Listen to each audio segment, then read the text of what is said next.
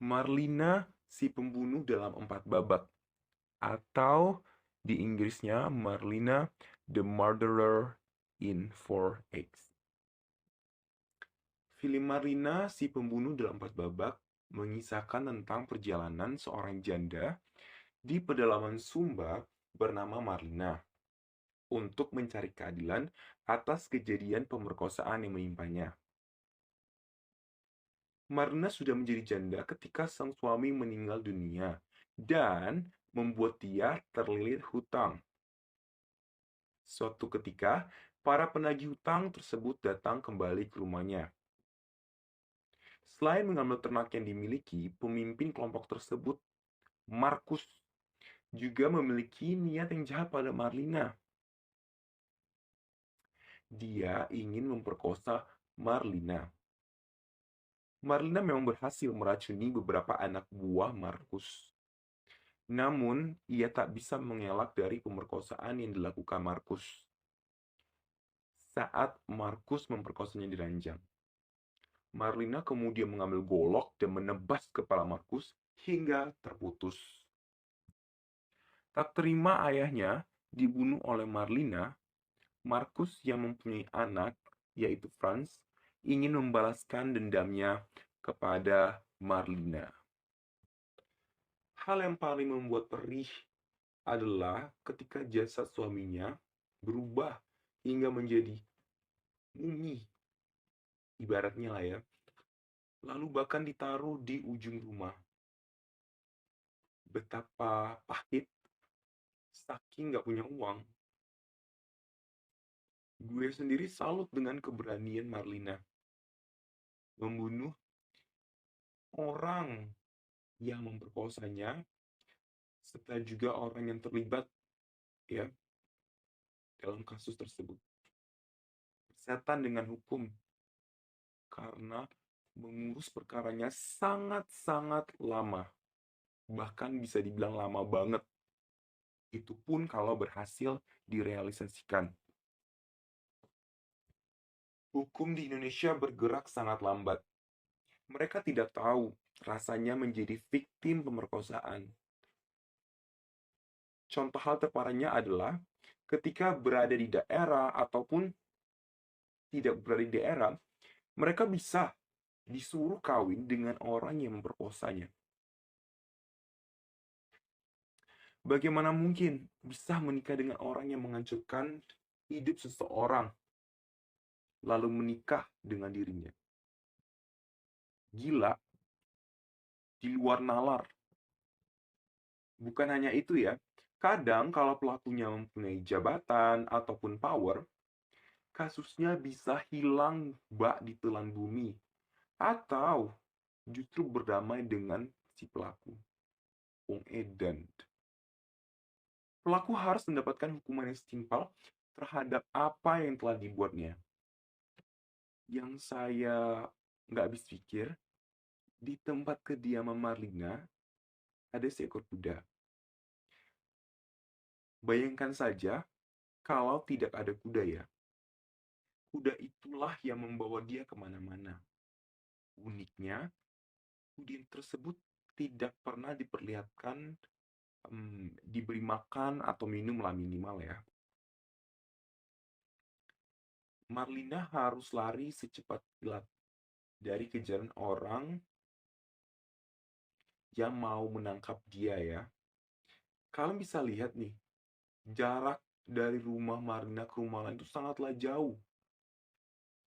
Selebihnya yang ada hanya halaman kosong. Kalau sempat nggak ada kuda, mungkin dia udah mati. Soalnya dia nggak punya kendaraan sama sekali. Sedangkan para pelaku mempunyai kendaraan. Ya, jadi bisa dibilang kuda ini adalah simbol yang sangat penting di dalam film Marlina. Marlina adalah victim, tapi dia mau bertahan hidup, bangkit dari keterpurukan untuk mendapatkan keadilan. Memang untuk mendapatkan keadilan itu sangatlah susah. Tidak bisa dibayangkan ya, kondisi mental yang harus dialaminya. kalau Marlina tidak mau bertahan hidup, mungkin dia udah gila, stres, bunuh diri, atau bahkan tidak mau keluar rumah akibat hancurnya psikologis yang dibuat oleh pelaku. Marlina melapor kepada polisi, namun dia tetap membunuh Markus kan? Mungkin karena kondisi juga ya. Kita kan nggak tahu. Seandainya Markus tidak dibunuh, bisa saja setelah diperkosa, Marlina membunuh Markus untuk menghilangkan bukti.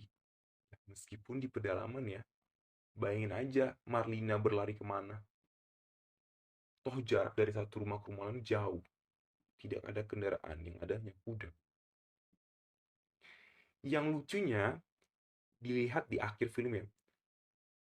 Sebelum temannya Marlina nih ikut membunuh, dia minta ampun kepada Tuhan.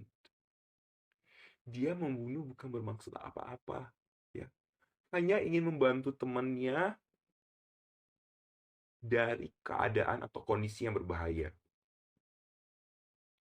Acting dari Marsha Timothy patut diacungi jempol.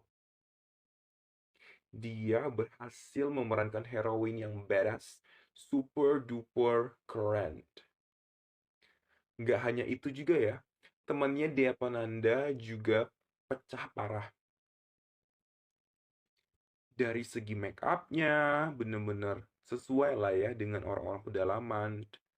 Outfitnya bisa kita lihat.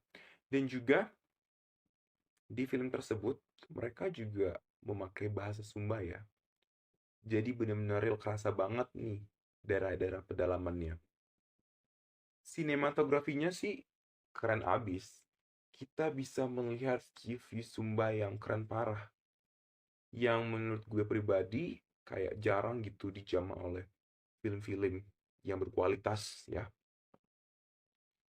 Kita patut apresiasi karya anak bangsa. Film yang disutradarai oleh Mouli Surya ini menurut gue keren banget ya. Menyuguhkan thriller yang membuat penonton merasa wow gitu. Dari segi cerita, acting, outfit, view-nya, keren sih. Cuma justru film ini kurang booming di Indonesia. Entah mungkin itu karena thriller ya, apalagi temanya adalah pemerkosaan. Padahal hal tersebut berdekatan dan berdampingan dengan hidup kita, terutama oleh para korban, yaitu perempuan yang kebanyakan. Kita bisa lihat bahwa wanita sering dijadikan objek oleh pria. Dan juga terjadi kesenjangan sosial, apalagi di daerah-daerah pedalaman. Acap kali, wanita kurang didengar. Bagi kalian yang suka nonton film thriller, apalagi temanya adalah pemerkosaan dan juga revenge, ya, dengan heroin yang keren banget, ya, kalian wajib banget nonton film Marlina si pembunuh dalam 4 babak. Shout out to Mouli Surya. Filmnya keren banget. So, the movie is really, really highly recommended. The score is 8.5.